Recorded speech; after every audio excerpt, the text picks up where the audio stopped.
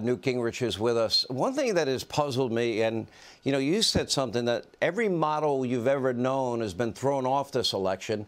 You know, we weren't supposed to pick up seats in 2020. I forgot, what we picked up 16, I think, in 2020. Nobody expected that. Here, Republicans win the popular vote by about 5 million votes and picking up fewer than everybody thought, but still getting a majority. Your thoughts? Well, I mean, first of all, the Democrats were brilliant at targeting where to put resources.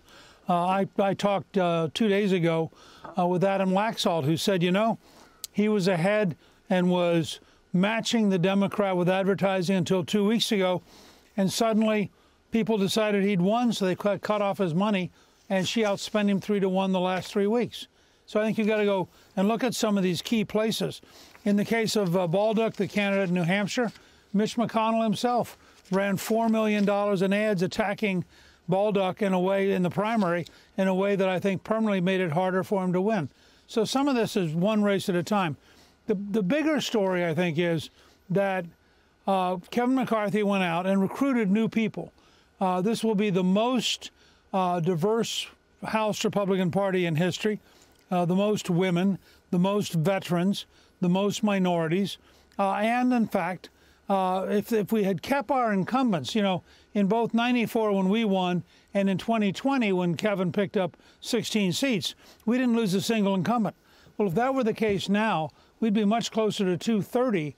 And so one of the things we have to do is go back and look at why did certain incumbents lose? Was it reapportionment? Was it a bad campaign? You know, what was happening there? But what I've seen tonight, you know, and Clist and I were with Kevin on election night. I'd been campaigning with him for 3 days, just getting a feel for what was going on. We were all sort of in a state of shock because we all thought, as you pointed out, when you look at the generic ballot, when you look at the national vote pattern, when you look at Florida and New York, for example, returning huge majorities, you had to have a sense that this was going to be a great night, and then it wasn't. However, let me point one other thing out, Sean. I got curious about this.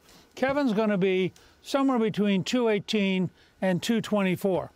There have been 7 Congresses since 1916 in which the majority was in the 220 to 223 range, including, of course, Pelosi's last majority. So Kevin will not be faced with something unprecedented. Denny Hastert was at 221 in one election and at 223 in another election. So you can govern with a pretty narrow majority. It's challenging, it's exhausting, it's tricky, but it can be done. And I think the Republicans are going to be in charge. And as you know, passing over that gavel from Pelosi to McCarthy is an enormous shift in the balance of power in Washington. It is. You cannot overstate the importance of this, or you really can't. It really is that big. Look, I understand people looked at, you know, historically, a president's first term ends with loss in Congress, and in this case, it turned over the House. I never understood. I looked at every one of these Senate races, and I just said, you know what? These are all toss-up states. These are all hard to win. You got to run the table on these. And I'm seeing this, what I call accelerated migration, accelerated by COVID and shutdowns and parents wanting their kids to have in-class learning, and this mass exodus to the Carolinas, Tennessee, Texas, and especially Florida. And I'm looking at that and I'm thinking, you know what? There's a lot to be learned here. The sad part is these red states will be redder, but these toss-up states are going to be harder for Republicans to win the presidency. We have about 30 seconds. Yeah, I don't know if that's true in the long run. In the end, the American people outweigh any kind of geographic line. We're gaining with Latinos. We're gaining with Asian Americans. We're beginning to gain with African Americans.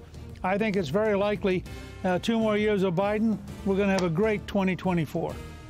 All right, Newt Gingrich, thanks for being with us. Hey, Sean Hannity here. Hey, click here to subscribe to Fox News YouTube page and catch our hottest interviews and most compelling analysis. You will not get it anywhere else.